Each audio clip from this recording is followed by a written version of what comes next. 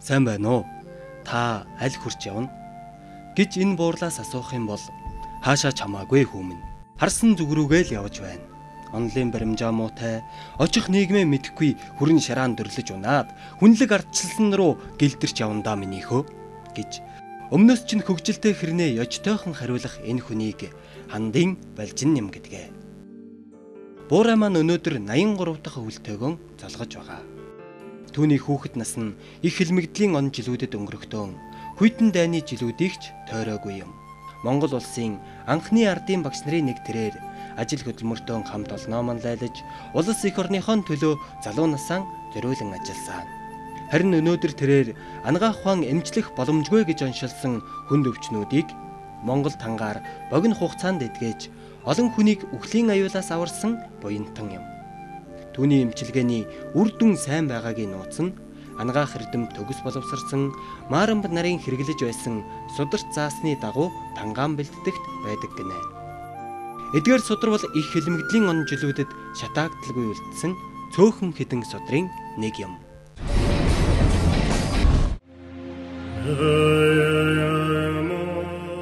1924 онд Энэтхэг улсад олон жил номын цагаан мөрхөөж шашны 10 эрдэм төгс боловсрсан Богд Аранжамб очир төрсөн нутагтаа буцаж ирэхэд номын олон шавнар нь сүсэгтэн олон түмнийхэн хамтаар хүлээж авсан ч Богд Аранжамб энэ байдлыг талархан хүлээж авсангүй. Харин түүний оронд номын олон шавнараа хөдөө нутагт очиж эхнэр авч энгийн амьдралаар амьдрахыг зөвлөжээ. Тэр Богд очир Аранжамб гол та нар одоо авгаа авч амиа хаахлахыг бод. Тэгэхгүй бол одоо шарын шишээ ялагдсан та нар толгойгүй гэж мэдгээд тэгээд энэ өвн хүрээнээс манай эцэг даваасан боо Maaramб доорн хүн түүний ах зэвиг гавч доорн аграм хүн эднэрийг хүрээнээс одоо нэг олон лам хүрээнээс гаргасан. Богд Аранжамб очир өөрийн дүүнэр болох гавж доорн аграм зэвиг гавж Maaramб доорн даваасан боо норбил нарыг дагуулan нууцаар хүрээнээс гарч тухайн үеийн гом сүрэн ноёны нутагт ард хүний амьдралаар амьдрах боллоо. Пердүрүүл намын тоогоог баригж ингээд хэний гом сүрэн ноёны заавраар ээж маань одоо тэр дөрвөн ламын тоогоог барьсан хамгийн залуу лам нь бас манай ээжтэй манай аав даваасан бовол нийлсэн. За ингээд нийлээд хоёр ч хүүхэд гэсэн юм байна. Нэг нь бол өргөцсөн. За нэг нь бол би.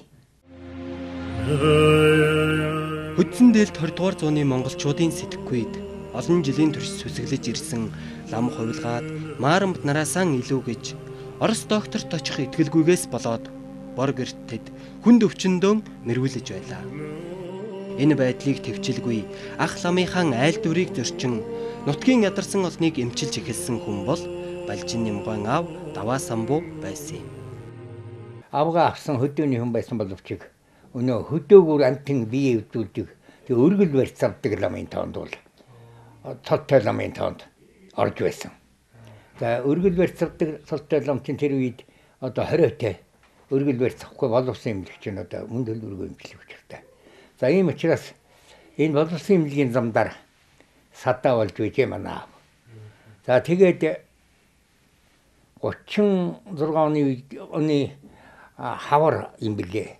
Хонь мал төлж явахд баригдсан гэдэг байна. Тэгээ аавыгаа зайдан мартай хүн аваад явлаа гэдгийг бол мэдсэн бэ. Тэг хүн дагуулаад явцсан. Нэг сүртэй хүлж барьж байлаагүй. Үүрийн шувуудыг үргэн замаг тажигнаж үхлийн үнэртэй хүйтэн зэвсгийн овоо хараан дээр үүр хаяарлаа.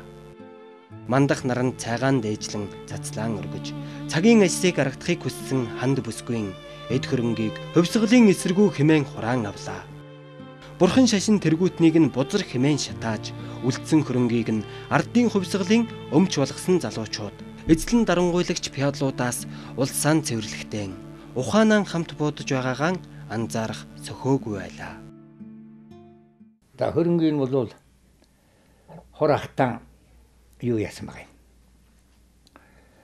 Тэр судар номын хамт ураагаад шатаадсан. Эмэгтэй хүний хөлийн авдрын түн хүрдэг. Тэр үед одоо тийм заншилтай байж. Тэр заншлын дагуу хөлийн авдрыг буудалж үзээгүй учраас үний энэ боловсруулдаг судар нь ээжийн хөлийн авдранд гоцорсон. Тэрнийг хараад энэ аавын тийм хийх симийг нүдэж барьж хийдэг л байж л дээ. Тэгээд ээжийн хөлийн авдранд одоо судар нь гоцорсон.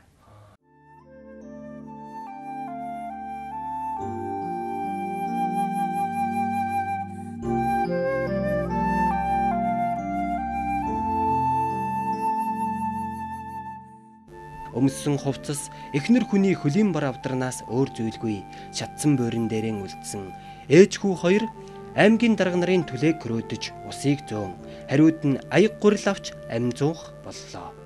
Гэхдээ ээж нь хүрээнээс гинтхэн холдож хөдөө нутагт байдаг эцгийнхээ холын хамаатан Данжин гэж хүний хурганы илүүгээрт амьдарч айлын хонь хариулах боллоо. Хөдөө гарч хонь хариулах болсны цаад учир бол хувьсгалын эсэргүй нарын үр хүүхдийгч хүртэл хэлмэгдүүлэн хороож байсантай холбоотой юм. Ээж ханд нь өөрийнхөө нэрийг олдохгүй хэмээн өөрчилж, хүүгийнхээ нэрийг хомоол болгон өөрчилжээ.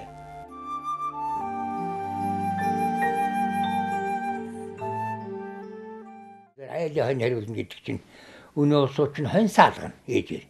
Хонь саалгаа тэр хонь маань чинь сүг, хөрөв сүгж одоо тийм цагаан тосрох юм хийж хадгална. За аарцэг нь тэргээ зааруулаан тавьж явна. Үнээ саалгана оронд нь үнэний сүүг нь би тэр чинь сүү хөөрүүл дуун. Тэгээд тэр хвчлэнгээр л амьдралдаа л хэрэгтэй юм л хийж явна шүү дээ хоёлаа. Хонь хариулж явах чээч ч одоо бас тангад ном гадралдаг. Бас нэг тэр эмийнхаа юмнуудыг Монголдоор орчуулад бас хийдэг ийм хүн байсан юм. Тэгээд юу яадаг. Тэр хоньыг хариулж өгч одоо за энэ гөхдөг гэдгийг энэ намар хяруу орохоор гардгийм энэ. За энэ бол их чадaltaй ургам бол илгэнд их сайн гэж ингэж заана. Илгэнд ер нь өөрөө бол их уусан би 8 настай байхдаа амтны өгсөнаагтлагдсан бас нэг пираныг ирдэг байжээ. Тэр үед пираныг идээд шарлж үтсэн би бас. Өөр гом шиг болсон байл. Одоо бодоход. Тэрнийг тэгэл ямар ч байсан тэр гашуу ургамлаар дартсан. Эцгийг оригдсноос хойш ард түмний дунд нууц нэрээр явж нэг хэсэг ирсэн. За энэ бол одоо олдохгүй хамаал гэдэг нэрээр ихээр яав гэж ингэж явж байсан. Ядуу орчуулын хүүхдүүдийг сургуульд заав сургах ийм одоо шийдвэр нам цэцгээс гаргажээ. Ингээд тэр үед сургуульд сурч эхэлсэн. 1945 оны дараагаар би 4-р анги төгссөн бас чиг зүгээр хүний бодохдоо боловсралтай захиа машаа дууддаг. Ийм л одоо хүн боллоо шүү дээ. Тэгэл 1945 онд багийн бичиг үсгийн бүлэг юм гэж явж байлаа. Багийн дууны хаамралтаар багийн ардуудад бичиг үсэг заана.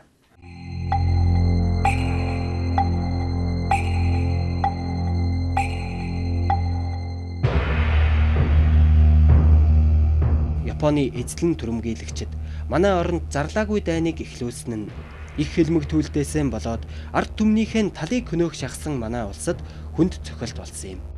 Гэсэн ч тэд эх орноо хамгаалахаар тулаанд орцгоосоо. Эрэлхэг хөвгүүд нь уухай төрн давшиж байхад эмэгтэйчүүд хүүхдүүд нь тулааны бэлтгэл хийж байжээ. Эмэгтэйчүүдийн тэр дайнд бэлтгэж байсан бол модон бянтаатай хээрийн сургууль хийн. Юуны бичиг үсгийн бүлгийн бяс суучхаад тэгээд төвийн хүүхнүүд ингээд модон бянтаа өөрөөл байлдааны сургууль яг тэр хүн шиг ингэж хийгээл модон бянтаа жигчроод онхраатай бянтаа бөхтөр хараатай бянтаавар л одоо сургууль хийгээл буудлагын сургуулийн сургуулийн өгчиг хийн. Сургуулийн өгчиг л 5 цагт болчихсоо одоо баян хортол холбоо гэдэг бол энэ надад л давшилтанд орж исэн юм шүү дээ. Балжин нэм энэ үед хэдийгээр 7-р ангийн сурагч байсан ч бичиг үсэг соёлын ажлыг ардуудад таниулах ажилд 3 жил оролцсон туршлагатай багш болсон байлаа. Харин нутгийн ардууд бяцхан багшигаан хөл нүцгэн багш гэж нэрлэдэг байжээ. За энэ үед ч одоо ард түмэн бас их хэцүү амьдралтай байсан л да бүхнийг фронтт гэж одоо бэлгэлж байсан учраас ер нь дайнд л одоо эх орноо хамгаалахад бэлтгэж бүх бэлтгэлийг бол тэнд хийж ирсэн учраас бас л хэцүү байсан. За энэ үед бол хөлнцгий явахаас арга байхгүй. Би одоо 7 дугаар анги төгсөөд нэг багш нарын семинар цугтаа хөлнцгэн сууж байсан. Багшийн семинарт хөлнцгэн сууж байсан учраас манай одоо жаахан багш хөлнцгэн багш гэж ард түмэн үнэлж байсан юм да. 1947 онд хувьсгал залуучуудын юуны гишүүдэлсэгтэй аавынхаа нэрийг эхлээд ганц удаа хэрэгэлсэн. Даваасан богийн балжин юм гэж одоо тийм нэрээр эвлий батлагдсан байж. Эхлээд энэ биеийн тэмрийн багш нарын анги гэж байхгүй байхад ер нь биеийн тэмрийтэй их сонирхолтой ийм хүн байлаа. Тэгээд 1960 онд хурлдсан анх удаагаар их хурлаар биеийн тэмрийн төв зүйлийн гишүүнээр сонгогдож байсан л да. Тэгээд 1961 онд бүх ард түмний анх удаагаар сертификат болсон. За улс орны 40 жилийн ойн баяр болсон. За энэ үнд бол шинэ төрлийн спортуудыг дэлгэрүүлж эхэлж байсан энэ үед манай аймгаас бол нэг 40 гаруй тамирчин анх удаагаар сертификат улсын баяр наадам хоёрт оролцсон 40 жилийн хоёрт. За энэ анх удаагаар сертификатаар бол манайх 21 алтан мөнгөн медальтай очсон. Ариутсч явсан ажилдаа онцгой их амжилт гаргасан гэж аймгийн захиргааны баярын бичиг өгч байсан. Улс орны 40 жилийн ойн медаль өгч байсан. Тэрээр 1952-оос 56 онуудад багшийн сургуулийг түүх газар зүйн багшаар төгссөн ч өөрийн сонирхлоор биеийн тэмрийн багшийн ажлыг олон жилийн хугацаанд хийж байсан юм. Түүний хөдөлмөр зүтгэлийг хамт олон төр засаг нь өндрөөр үнэлж, ардын хувьсгалын 40, 50, 60, 70 жилийн ойн медалууд, хөдөлмөрийн хүндэт медаль, ардын гэгэрлийн тэргүүний ажилтан, багшийн гавьяаны одон гээд олон тэмдгээр шагнаж урамшуулж байжээ. Хамгийн сүүлд одоо ардчил үсэд 1993 онд сүүлийн одоо марафон гүйлтийн тэмцээн гэж явлаа. Энэ үед хөдөөнөөс ирээд 60 гаруй настай 63 настай байсан дөө тэр үед. За тэгээд тэр тэмцээнд нэг гүйлтэд оролцоод тэр холны марафон гүйлтэд оролцоод одоо 4-р байранд шалгарч эрүүл мэндийн яамны шагнал авчиж байсан. Тэрнээс хойш одоо ер нь үндсэндээ биеийн тэмрийн тэмцээнд оролцоогүй. Тэр бол хамгийн сүүлийн биеийн тэмрийн тэмцээнд оролцсон байх 60 гаруй наснда 64 наснда.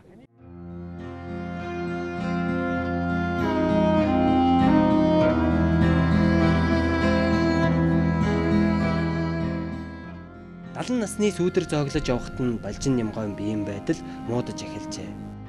Эмнэлгийн орон дээр тэр удаан хугацаанд эмчилгээ хийлгэн хэвтэж байхад нь түүний өнгөрсөн амьдрал нь зогсолтгүй тэмцсээр эцсийн удаа сажилж байгаа юм шиг түүнд санагдаж байлаа. Түүний хүүхэд наснд нь тохиолдсон хүйтэн дурсамжуудын нөлөөгөөс болсон уу? Ямартай ч тэр мэс засалд орно гэхээс айж байжээ. Харин тэр үед 150 жилийн настай удам дамжин хадгалагдаж ирсэн ээжийн бравдарт нь маран бицгийнх нь хэрэглэж олон хүнийг ангааж байсан судар нь хадгалагдж байгаа нь санаанд нь оржээ. Би өөрөө дөрөв улчирхайтай болсон байлээ. Тэгээ дөрөв улчирхайтай болсон учраас би хагалуулна хэлээр нь айгаад. Тэгэл юу яасан? Аавын тэр номондоо сарж байгаа манай үүдний жижүүр гомбо гэж одоо энд бийдийн замын үүдд ажиллаж байгаа ирсэн гэлээ. Тэр хүн дөрөв улчирхайтай болсон. За чи ургамлын нүдгөө. Би эмийн найруулъя. Би нүдэд хөшөхгүй юм гээд би бас нэлээ би мод. Тэгээ хоёулаа нүдэд. Тэгээд гомбод уулгаад утсан чинь зүгээр боллоо. Би өөрөө уугаад утсан чинь нам зүгээр болж байна. Тэгэхээр таньдаг улсуудад хэд хэдэн хүн дуулгаад утсан чи ерөөсөн бүр нам сайхан идэг гин. Тэгэхээр тэндээс эхлээл яг энэ бүрнээр нь бэлтий гэж бодоол. Тэгээд бүрнээр нь бэлдсэн. Тэгээд тэрний дараагаар одоо энэ амтэн